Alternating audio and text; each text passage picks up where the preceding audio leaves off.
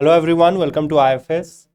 तो आज हम पढ़ने वाले हैं राधा कृष्णन कमीशन के बारे में। तो राधा कृष्णन कमीशन आपके हायर एजुकेशन टॉपिक है, जहाँ से टाइप्स ऑफ कमीशंस में पहला कमीशन से इसके बारे में आज हम पढ़ने वाले हैं। ओके, चलिए तो सेशन को स्टार्ट करते हैं।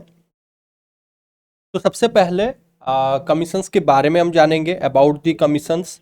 तो जैसे यहाँ पे आप देख पा रहे हो, डॉक्टर सर्वपल्ली राधाकृष्णन के चेयरपर्सन थे। तो सबसे पहला चीज़ ये आता है कि ये फर्स्ट एजुकेशन कमीशन हमारा आज़ाद भारत का बना था। तो first education commission of independent India, ये चीज़ याद रखिए, ये बहुत बार आपके एग्जाम में पूछा गया है। पहला एजुकेशन कमीशन आज़ाद भारत का कौन सा आया था? आपको याद रखना है, राधा कृष्णन कमीशन। ओके, कब आया था ये? कब आया था ये भी आपको याद रखना है। 4 नवंबर 1948 को आया था। कब आया था? 4 नवंबर 1948 को आया था। के बाद का इसका रिपोर्ट क्या था? To report on university education. इसका मेन फोकस किसके ऊपर होता था? यूनिवर्सिटी एजुकेशन के ऊपर फोकस होता था, और किस तरीके से यूनिवर्सिटी एजुकेशन में हम इंप्रूवमेंट करेंगे उसके ऊपर फोकस हो रहा था। क्लियर हुआ सभी को? चेयरमैन का नाम याद रखना है आपको। चेयरमैन कौन थे? डॉक्टर सर्वपल्ली राधाकृष्णन इसके चेयरमैन बने थे। तो इनागुरेट किसने किया था? इनागुरेटेड बाय अब्दुल कलाम आजाद, जो कि पहले हमारे भारत के जो शिक्षा मंत्री थे। ओके, एजुकेशन मिनिस्टर बने थे अब्दुल कलाम आजाद। कमीशन में टोटल कितने मेंबर्स थे? How many members are there? The commission consist of 10 members. ये याद रखिए, कमीशन में टोटल मेंबर्स कितने थे? 10 मेंबर्स आर देयर। रिपोर्ट इन्होंने कब सबमिट किया था? जो भी एजुकेशन रिपोर्ट था, इन्होंने कब सबमिट किया था? 1949 में। ये याद रखिए, 1949 में इसका रिपोर्ट सबमिट किया गया था। अभी हम पढ़ेंगे यूनिवर्सिटी एजुकेशन। देखिए, इसको हम राधा कृष्णन कमीशन भी बोला जाता है, इसको यूनिवर्सिटी एजुकेशन कमीशन भी बोला जाता है, इसे हम राधा कृष्णन कमीशन भी बोलते हैं। राधा कृष्णन राधा कृष्णन कमीशन भी इसे बोला जाता है। ओके, अब देखिए, अभी इसमें आपको और क्या क्या याद रखना है।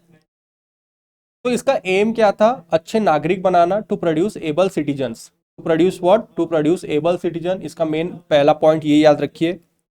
To preserve and develop the culture and civilisation.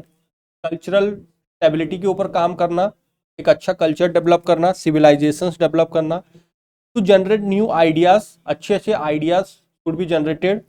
Wisdom develop करना, और उसके साथ साथ नॉलेज, हर प्रकार के ज्ञान आपको यहाँ पे मिलने चाहिए। उसके साथ साथ डेमोक्रेसी, कॉन्शियसनेस ऑफ डेमोक्रेसी, जो भी डिसीजन लिया जाएगा, जो भी काम किया जाएगा, एक डेमोक्रेटिक प्रोसेस के जरिए यहाँ पे काम किया जाएगा। Okay, to make new discoveries and invention. उसके साथ साथ नए नए डिस्कवरीज करने हैं, न्यू डिस्कवरीज करने हैं, न्यू इन्वेंशंस करने हैं, के ऊपर फोकस करना है। उसके बाद क्या है?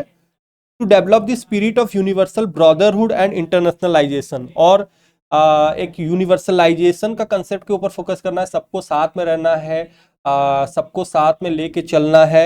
एक वसुदेव कुटुंबकम जिसे हम बोलते हैं, सबको साथ में लेके चलना है, एक यूनिवर्सल भाईचारा और इंटरनेशनलाइजेशन होना चाहिए। अब स्टैंडर्ड ऑफ टीचिंग, अब इसके बारे में इन्होंने क्या बताया था? स्टैंडर्ड ऑफ टीचिंग क्या होना चाहिए? Vocational institute. वोकेशनल इंस्टीट्यूट मतलब बच्चों को यहाँ पे ट्रेनिंग मिलना चाहिए, उनको वोकेशनल एजुकेशन मिलना चाहिए, सिर्फ और सिर्फ उनको थियोरिटिकल नॉलेज नहीं मिलना चाहिए, साथ ही साथ उनको उनके वोकेशनल स्किल्स के ऊपर भी फोकस किया जाएगा। ओवर क्राउडिंग, जितना जरूरत है उतने ही बच्चों को पढ़ाया जाएगा, ज़्यादा ओवर क्राउड नहीं किया जाएगा, तो रिड्यूस करना है ओवर क्राउडिंग। ओके, उसके बाद इंक्रीजिंग वर्क डेज। किसका वर्क डेज इंक्रीज करना है? टीचर्स के वर्क डेज को इंक्रीज करना है। No prescribe text book. Text book should be, there should not be any prescribe text book. एक स्टूडेंट सेंट्रिक बुक्स अप्रोच को फॉलो करना है। फिर उसके साथ साथ टीचिंग के लिए एक प्रॉपर स्टैंडर्ड होना चाहिए, केयरफुल प्लानिंग होना चाहिए for the teaching. Well equipped and well staff institution, और उसके साथ साथ आपके जो स्टाफ होंगे आपके इंस्टीट्यूशंस में, दे should be well equipped with all the technologies. उनको टेक्नोलॉजीज कैसे यूज करना है उसके बारे में पता चलना चाहिए, और उनके पास रेडीली अवेलेबल रिसोर्सेज होने चाहिए उनके पास। And all the staff should be properly organise and there should be well staffed institutions. फिर अभी हम पढ़ते हैं एम। इसका मेन एम क्या था यूनिवर्सिटी एजुकेशन कमीशन का? अगर आप देखोगे इसका मेन एम क्या था यूनिवर्सिटी एजुकेशन कमीशन का? सजेस्ट इंप्रूवमेंट, इन्होंने क्या सजेस्ट किया था कि किस तरीके से हम इम्प्रूव करेंगे, किस तरीके से हमारे हायर एजुकेशन को एक्सटेंड करेंगे ताकि प्रेजेंट के साथ साथ that will suits the present as well as future requirement of the country. Okay, sustainability के ऊपर फोकस किया गया था। We have to bring sustainability our education system.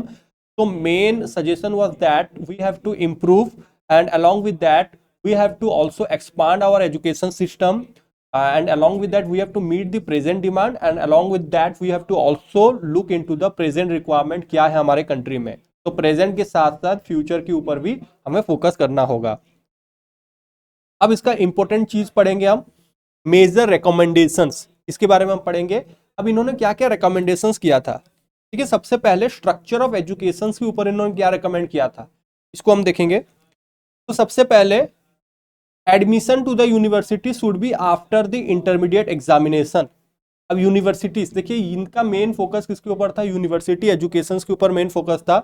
तो इन्होंने ये बोला कि यूनिवर्सिटीज में अगर आपको दाखिला लेना है, अगर आपको यूनिवर्सिटीज में एडमिशन लेना है तो आपको इंटरमीडिएट पास करना है after 11 year of after 11 year of school courses, 11 साल के बाद। मतलब first degree should be after 3 years of college education. पहला डिग्री आपको कब मिलेगा, 3 साल के आपके कॉलेज एजुकेशन के बाद आपको यहाँ पे मिलेगा। 11 साल का स्कूलिंग के बारे में इन्होंने बोला था, there should be 11 year of schooling and 3 years of education. देखिए कंप्लीटली स्टैटिक पोर्शन है। अब स्टैटिक पोर्शन है तो ये सबको आपको क्या करना है, याद रख लेना है, फिक्स्ड है ये सब कंसेप्ट है। तो कंसेप्ट को फैक्ट्स है, फैक्ट्स को आपको क्या करना है, याद करना है, नोट्स बनाने हैं। फिर उसके बाद और क्या है, टीचिंग स्टैंडर्ड्स के बारे में इन्होंने क्या बोला था, टीचिंग स्टैंडर्ड्स क्या होना चाहिए। अब देखिए टीचिंग स्टैंडर्ड क्या है, the teacher should adopt new teaching methods. अब नए नए प्रोसेस के जरिए टीचर्स पढ़ाएंगे, न्यू पैडागॉगी होना चाहिए, न्यू मेथड्स होना चाहिए टीचर्स को पढ़ाने के लिए। फिर उसके बाद academic and financial position of the university teachers must be improved. उसके साथ साथ उनका एकेडमिक डेवलपमेंट होना चाहिए टीचर्स के, और साथ ही साथ financial position, okay, academic standard improve करना है टीचर्स के, और साथ ही साथ का फाइनेंशियल पोजीशंस, उनके सैलरी में भी इंक्रीमेंट होने चाहिए।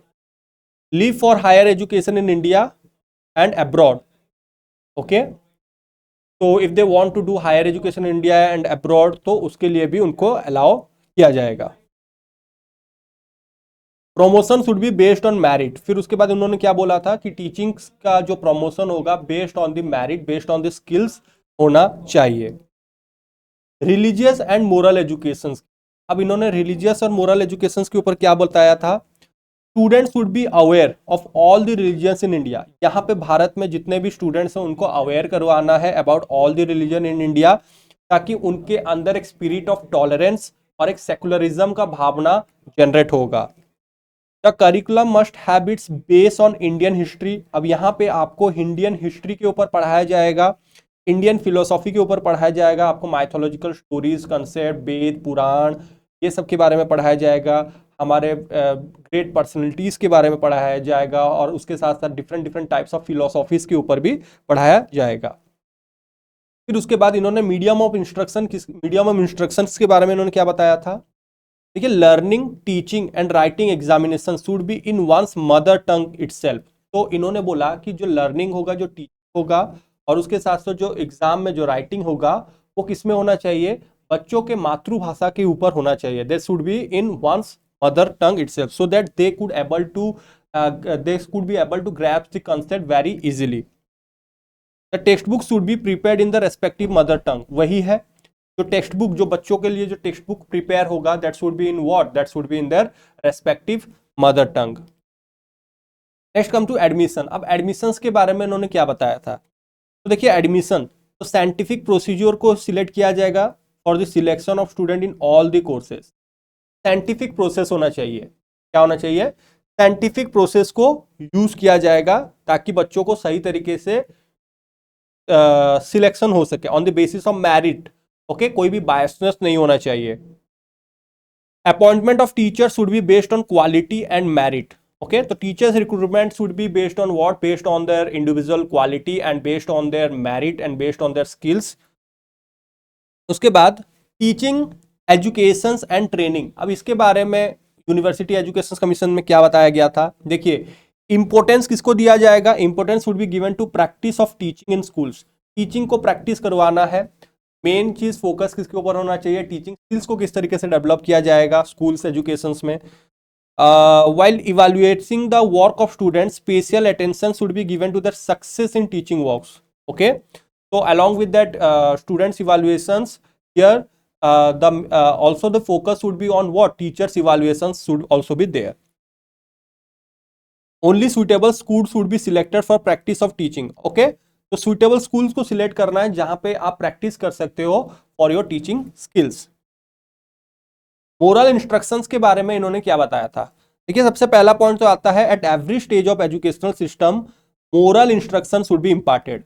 ओके, हर लेवल में, आइदर वो प्राइमरी हो, सेकेंडरी हो, टर्शियरी हो, हर लेवल में आपका मोरल इंस्ट्रक्शन इम्पार्टेड होना चाहिए।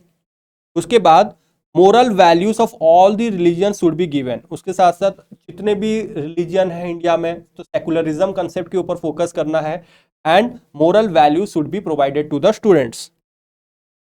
फिर आता है नेक्स्ट एजुकेशनल स्टैंडर्ड्स के ऊपर। अब देखिए, एजुकेशनल स्टैंडर्ड्स के ऊपर क्या बताया गया था? Educational standards among students, the age of admission of the students to the colleges should be increase. के साथ साथ यहाँ पे कॉलेज में जो ग्रॉस एनरोलमेंट रेशियो को बढ़ाना है। ओके, एजुकेशनल स्टैंडर्ड्स को इंक्रीज करना है अमंग द स्टूडेंट्स। और उसके साथ साथ जो एज होता है, जो एज क्राइटेरिया होता है for the admission into some colleges और school, that should also get increased. Eligibility criteria for admissions. अब एलिजिबिलिटी क्राइटेरिया के बारे में इन्होंने क्या बताया था? देखिए, only eligible student must be admission to art and science courses in colleges. तो इन्होंने सिर्फ और सिर्फ किसके बारे में बताया था? जो एलिजिबल है, जो काबिलियत है, जिसमें अंदर काबिल है, तो वह उसी को ही आर्ट्स एंड साइंस कॉलेजेस में एडमिशन दिया जाएगा। फिर स्टैंडर्ड ऑफ टीचर्स के बारे में क्या बताया गया था? देखिए, well discipline talented teacher should be employed. अब किसके बारे में क्या बताया गया था? जो वेल डिसिप्लिन टैलेंटेड टीचर्स हैं उन्हीं को एम्प्लॉयमेंट दिया जाएगा in the what? In the educational institutions. 4 categories of university teachers should be there. 1 professors in every university. There should be professor, readers, lecturers, instructors should be there. Promotion should be based on merit. Completely the whatever the promotions they will be getting, that one is simply based on their merit, based on their skills. Okay. अब rural universities के ऊपर भी इन्होंने बताया था। अब rural universities के ऊपर इन्होंने क्या बताया था, इसके बारे में हम देखते हैं। तो देखिए, इन्होंने ये एस्टेब्लिश किया कि बताया था कि हर एक गांव में rural university should be there.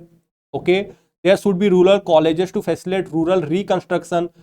If there will be rural colleges, अगर मान लो एक रूरल यूनिवर्सिटीज गांव के एरिया में, then there will be an wholesome development, एक होलिस्टिक डेवलपमेंट होगा of the villages. Okay, on the basis of sociological development, economical development, psychological development will be there for the students along with their parents also. Okay, the rural university will be completely based on the subjects like agriculture and industries. तो गांव में भी rural universities को establish करने की इन्होंने suggestion दी थी। फिर उन्होंने स्टूडेंट्स एक्टिविटी एंड वेलफेयर के ऊपर भी बताया था।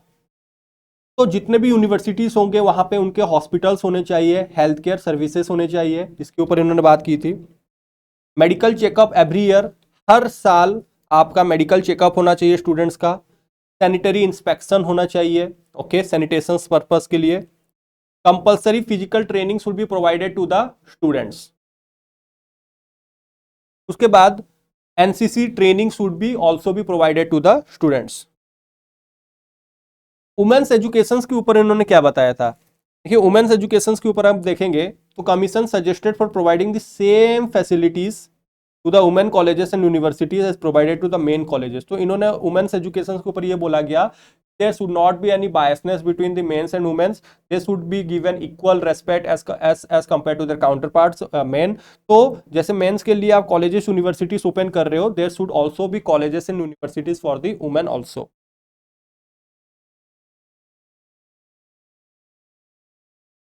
Okay, so that's all for today. Thank you very much everyone. Okay, I hope आपको ये वाला कंसेप्ट बहुत ही अच्छे से समझ आया होगा। अगर आपको अच्छे से समझ आया, do like, do share and do subscribe to our channel. Thank you very much everyone and happy learning to all of you.